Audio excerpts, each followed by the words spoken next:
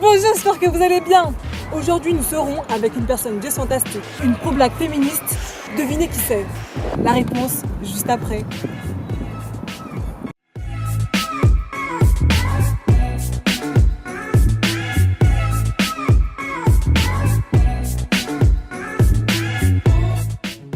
Aujourd'hui, Fanta reçoit Rokhaya Diallo dans Just Fantastic. Journaliste, réalisatrice, écrivaine et chroniqueuse TV, Rokhaya est engagée et elle fait partie des plus grandes militantes antiracistes françaises. Bonjour à tous. Alors aujourd'hui, nous sommes avec une écrivaine, chroniqueuse, une femme très engagée, une féministe pro-black, Rokhaya Diallo. Bon Rokhaya, j'aimerais que tu me dises qui es-tu vraiment? Qu'est-ce qui te définit? Je suis une femme parisienne, assez engagée, une journaliste. Et je ne sais pas si un mot peut me définir, mais je suis tout ce que tu as dit à la fois et puis d'autres choses. Comment est né ce côté militant chez toi? C'est né vraiment, je ne peux pas dire que j'ai toujours été une femme engagée, j'étais pas la déléguée de classe, j'étais plutôt assez timide, mais c'est vraiment un sentiment d'injustice et le fait de beaucoup consommer de médias, d'informations et de voir que les opinions qui m'importaient n'étaient pas représentées m'a donné envie de prendre la parole et vraiment de dire les choses dont j'estimais qu'elles n'étaient pas suffisamment dites, quoi.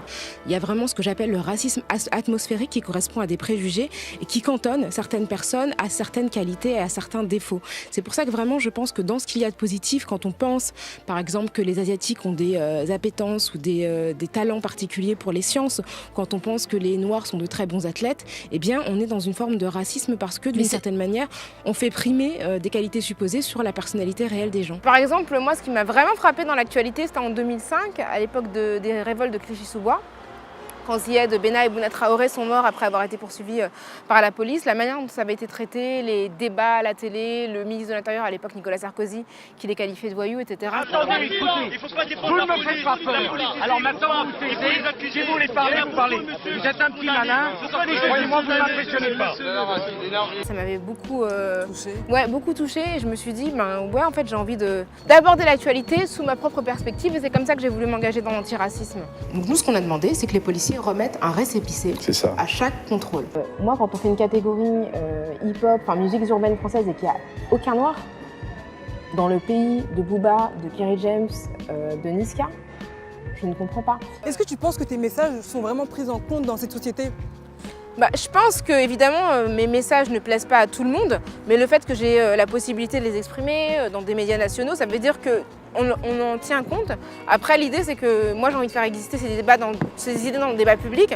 Tout le monde n'est pas obligé d'être d'accord avec moi, mais ce que je veux, c'est qu'on ait la possibilité d'exprimer ces idées-là, parce que je trouve que les idées qui sont exprimées sont plutôt majoritairement conservatrices et ne donnent pas la voix de manière équivalente à toutes les franges de la population. En 2012, tu as reçu un prix, Ouais. le prix de la COJEP. Qu'est-ce que c'est exactement ce prix pour toi? Moi, de recevoir ce prix-là et puis d'autres, j'ai reçu des prix comme journaliste à Londres, etc. Pour moi, recevoir une reconnaissance par rapport à mon travail, c'est hyper touchant. C'est comme quand mon premier documentaire, Les Marches de la Liberté, a reçu le prix de la FEMI en Guadeloupe comme meilleur documentaire en langue française. 20 ans à peine après la fin de la guerre coloniale d'Algérie, c'est la violence raciste qui saute aux yeux des Français.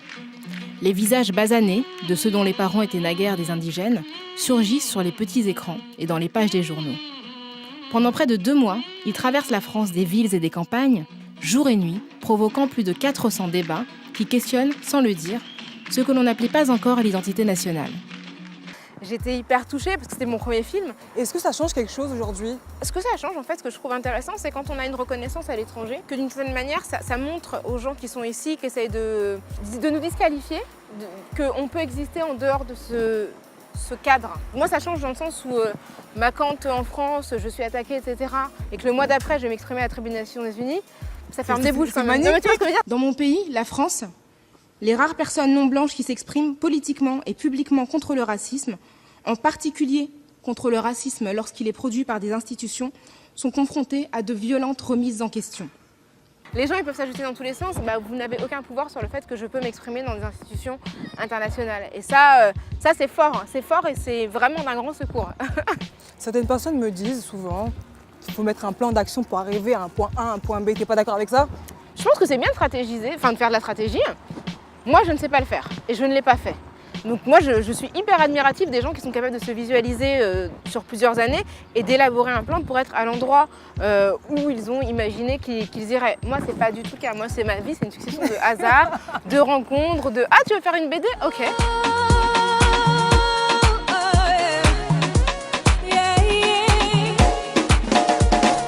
Quand on a des engagements qui sont parfois vus comme dérangeants, on ne peut pas tout planifier parce que des fois, mes prises de position me font du tort. Donc ça veut dire que je peux avoir un projet qui va être annulé parce que je suis impliquée dans une polémique. Ça m'est déjà arrivé plusieurs fois. Donc Ça fait mal ça ou pas? Bah, c'est violent. C'est assez violent parce que tu te dis, bah, c'est pas juste que je paye le prix de mes engagements et que finalement des projets que j'ai commencés, il y a des gens qui ont peur de travailler avec moi parce qu'ils ont peur que ça leur fasse du tort par ricochet, tu vois. Aux USA, ils ont eu Malcolm X, Martin Luther King. T'as même Angela Davis par exemple. Toi ici en France, quelle est la personne ou un modèle qui te représente ou qui t'a déjà inspiré?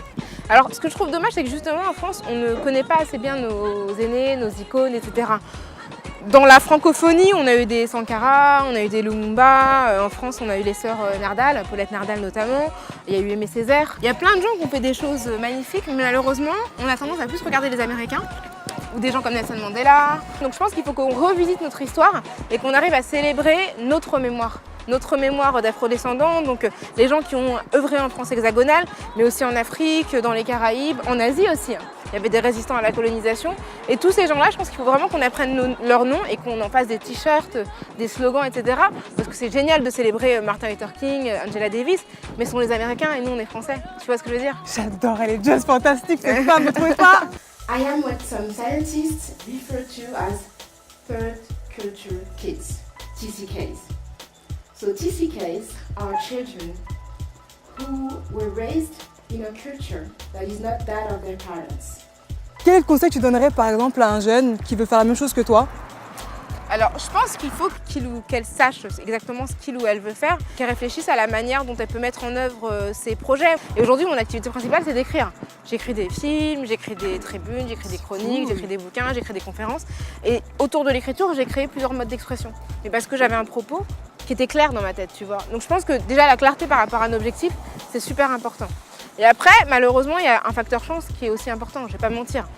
J'ai fait des rencontres, j'ai rencontré des opportunités, j'ai eu de la chance. Et puis après, pour les gens comme moi, les gens qui sont plus âgés, je pense que c'est important aussi de transmettre. Exactement. De transmettre, d'ouvrir les portes, donner des opportunités aux plus jeunes, ça compte aussi. Un cours animé par Rokhaya Diallo, ça n'arrive pas tous les jours. Un moment hors du commun pour ces élèves de terminale, grâce à l'initiative de leur prof de français, histoire de réfléchir sur le thème de l'identité et de la diversité. Et parle-nous de ton livre, pour finir. Alors mon livre s'appelle « Ne reste pas à ta place ». Ne reste pas à ta place. Moi, quand j'entends ça, je pense à danser. Je ne reste pas à ma place. Et le sous-titre, c'est « Comment arriver là où personne ne vous attendait ». Ah. Et tu vois, l'idée, c'est de dire que d'une certaine manière, moi, je suis née dans un milieu populaire. Mes parents sont sénégalais, ils sont issus du monde ouvrier. Donc à ma naissance, a priori, on n'aurait pas pu prévoir que je serais là où je suis. Et donc du coup, je raconte dans ma trajectoire ce que ma vie m'a appris.